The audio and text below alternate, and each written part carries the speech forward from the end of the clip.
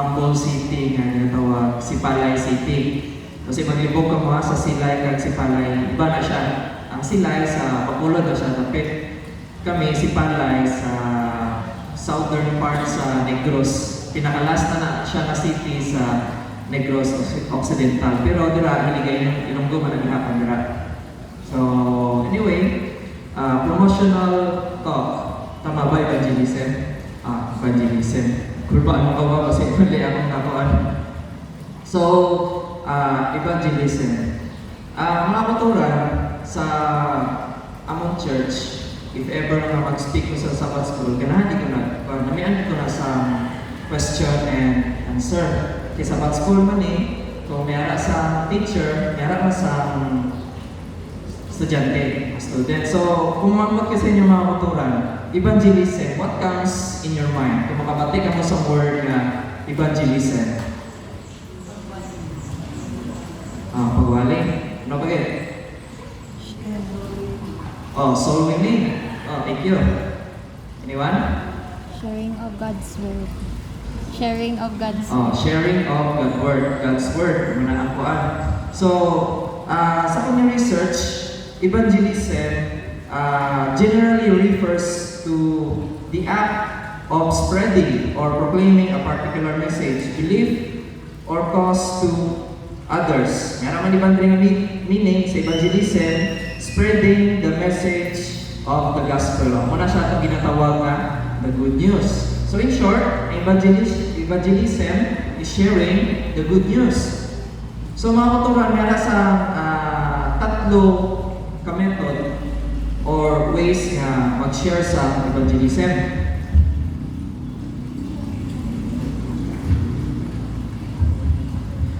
So, tatlo. Una is personal witnessing. Ini siya is sharing your faith directly with others. Amo na siya ginatawag natin nga Bible study or Bible sharing. Kanang directly ba, one-to-one, person to person. Sa masugatan mo sa bus, nag-share ka po good news, share mo about kay Jesus. Pwede na siya matawag na personal witnessing. Muna siya personal, person to person. Next is community outreach, engaging in activities to share the gospel with a wider audience. Sa simbahan, muna siya ginatawag man ninyo nga crusade, ano pa? Critical ministry, pwede mo na siya consider, no? Parang naghihapon na, ministry man naghihapon. So community outreach, consider na siya damang matao. Muna siya ikaduha, community outreach. Katatlo, ako na ang ginagamit sa mga big churches subong. Iba, hindi na makaigo sa church. Ako nila ginagamit, media and technology. Using media and technology to share the gospel message. Amo na siya ginagamit natin nga mga Facebook, YouTube, Yahoo channel, sa radio, media and technology. Magamit din na siya subong kay high-tech naman kayo subong. Mga bata, gagmay pa, kabalo na magamit technology. So, isa na sa mga method of evangelism. Una to is personal witnessing, community outreach, and media and technology. So mga katulan, i-step aside para mo na isa ka question. Kaya nga ako niya message evangelism, so nakafocus sa isa sa mga characters sa Bible.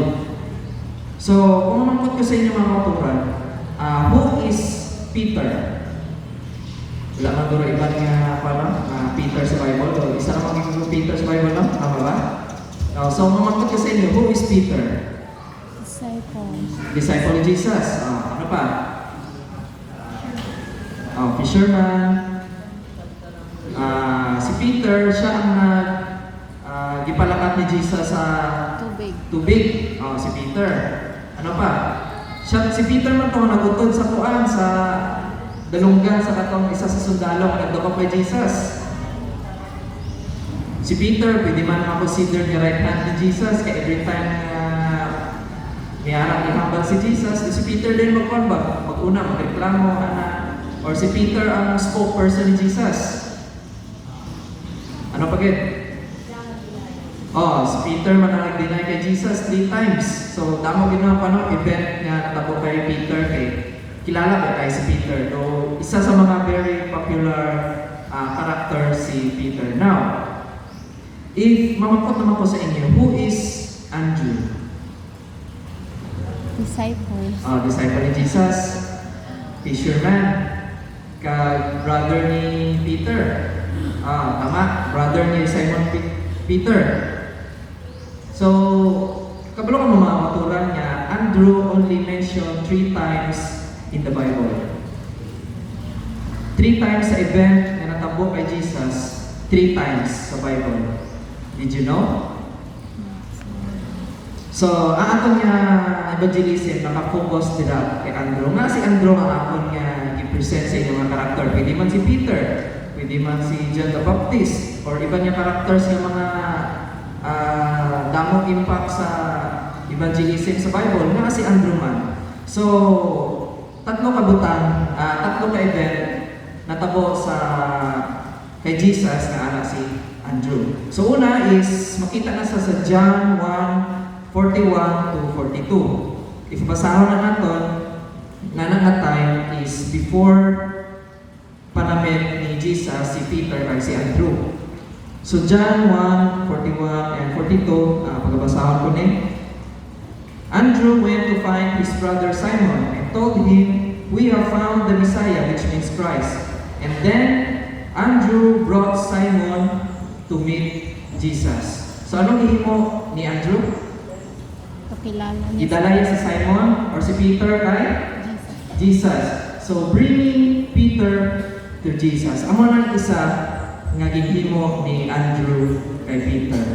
Kung nataon na itong mga katuran, no, hindi na matabo ng mga event or mga pagka-popular ni Peter without Simon. If wala gidala ni Simon, kasi Simon, ni Andrew, si Peter, I don't know lang, maybe lain ang disciple ni Jesus or amo na gito naka-fix. But ang point na ko is, isa sa mga huge impact na nahimo ni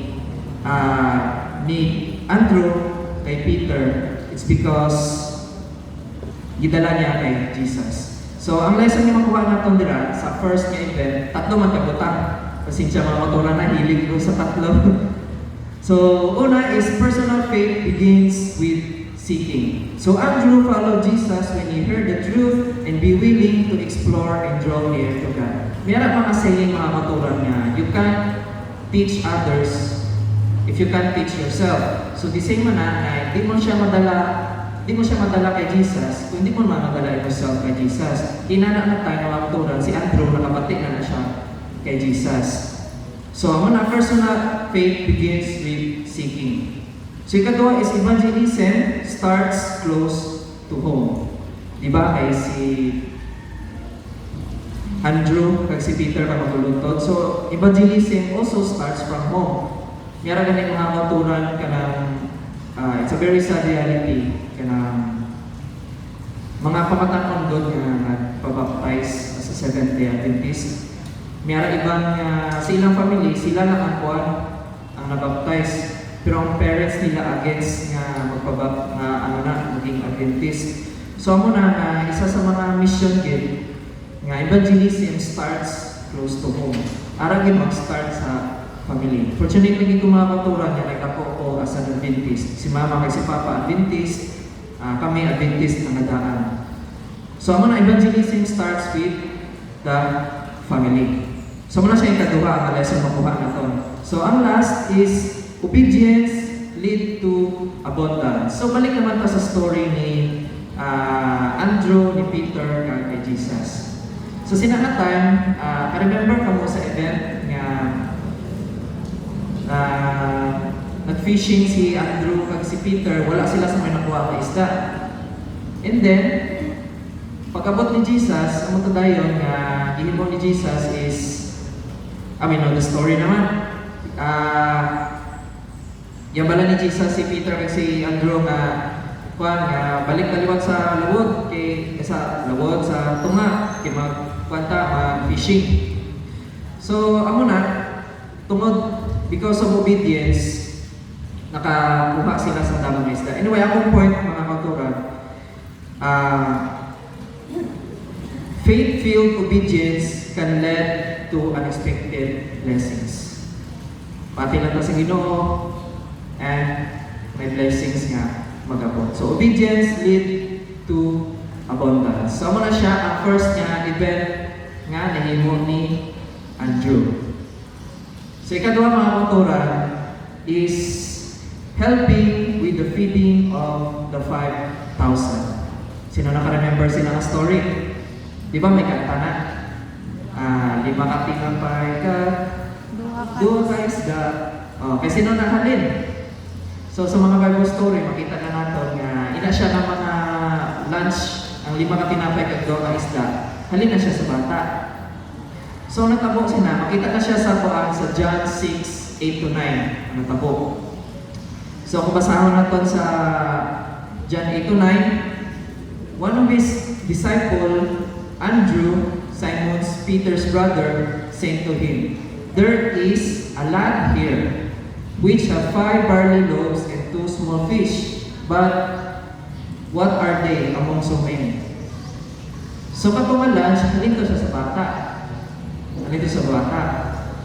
So ang gihimo ni Andrew, gidalay ang bata kay Jesus. Ang balya na, Ginoo, miyali diri bata, may dala siya lunch.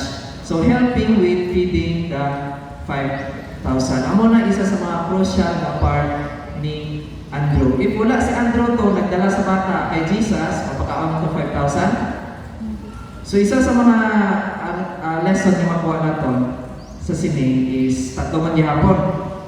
So small things become great in Jesus' hands. Kabalo si Andrew na mapakaon ni Jesus ang 5,000? Maybe yes, maybe no. Pero mga kauturan, Andrew believes in miracle. Kapati siya na mahimo ni Jesus ay impossible. So ang gibuhat ni Andrew, gidalay ang bata kay Jesus. So small things become great in Jesus' hands. Ikadua, look for what can be done. So mo time, gapangita lang sa small possibility si Andrew ana time. He saw a small possibility. Nga basic pa lang mapakaon bisag pila lang ana. So sa gamay lang na lunch, mapakaon sa Ginoo ang 5,000. So Andrew didn't solve the problem but saw the possibility where others saw impossible. So, amo na siya ikaduha mga kauturan. Look for what can be done.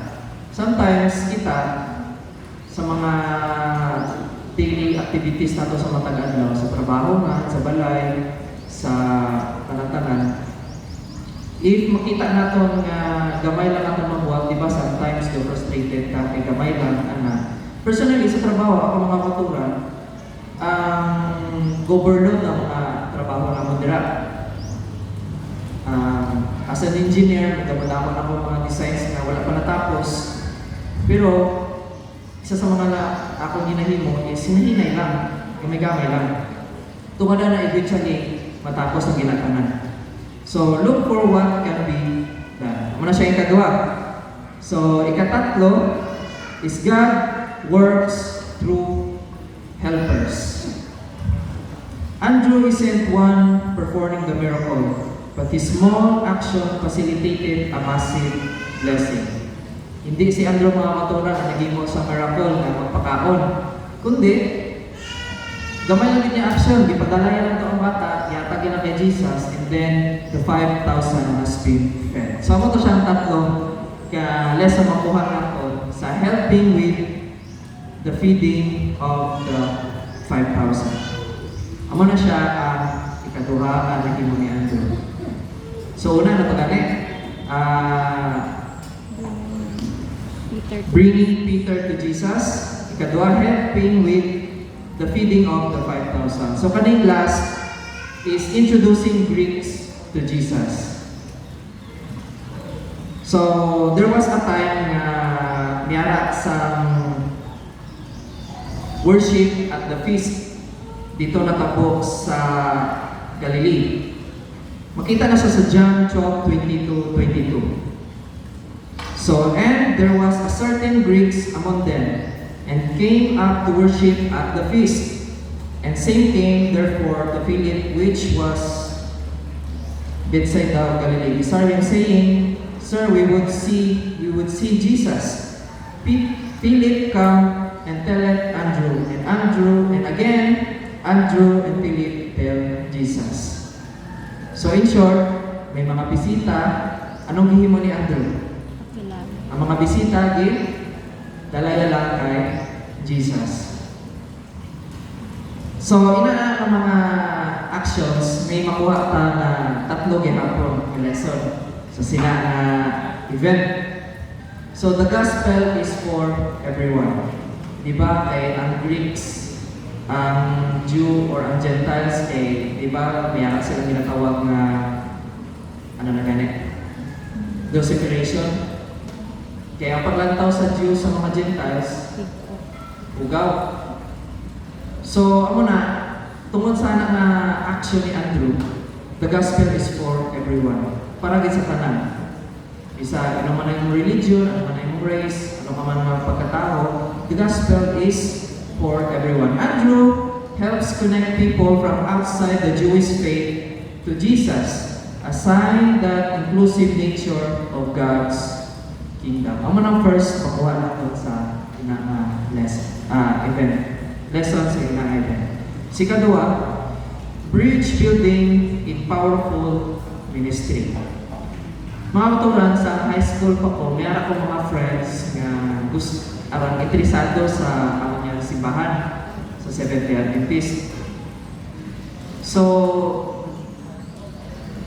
of course, nahuya sila magkato sa simbahan. Maybe mga friends mo ka mga nahuya. So, ako gihimo mga kultura na nag-ako as a bridge. Nga ako sila gidala sa simbahan. Nga katulad dito sa simbahan niya, ako nag-act sa bridge ba? Do ako nagpatunga between sa simbahan ka sa akon nga classmate. So, the same sa gihimo ni Andrew. Andrew played a quiet but crucial role of connecting seekers to the Savior. Ano naging bridge siya sa pag-connect sa Ginoo. So, amo nang ikadua, bridge building is a powerful ministry. And then, ang last sa lesson is sometimes you don't need to preach. Ako mga kauturan, hindi ko maayaw mag-speak sa tunga. Kung anong magwa sa akong pangunaw na una na akong ginahambal, gina-arrange ko lang tayo. So you don't need to preach. May mga question, Brother Kyle, paano ko nakalong maghatag sa evangelism? Hindi ko kabalo magwali. Pwede makakakanta. What if Brother Kyle, hindi ko kabalo magkanta? Libagon mo tayo. Pwede makakapaghatag sa mga tracts or Bible verses. What if nahuya ako mag-approach kay base i-reject ko nila or nahadlo ko mag-approach kay i-reject ko nila. Meron ako diba mga katuran, hindi nila pagdawato ng mga mga class. Ay, hindi lang ko kasi ibang lang. Mga katuran, pwede mag-invite na. We can just bring people to Jesus. Di na kaya na kita lang, si pastor lang tanan mag-invite, si elder lang, mga church members, kundi kita, pwede matabi sa kamay lang ang mga buhat nga mag-invite sa mga tao pagdala kay Jesus. So while Andrew isn't often the spotlight, he plays a supportive but meaningful role. Supportive but meaningful role in some of Jesus' miracles. He often sees as the one who brings people to Jesus, whether it's Peter, a boy with a fish and loaf, or a foreign seekers. Andrew teaches us that you don't have to be famous and to be faithful like Peter. His legacy is one of the quiet courage, open-handed service, and personal evangelism.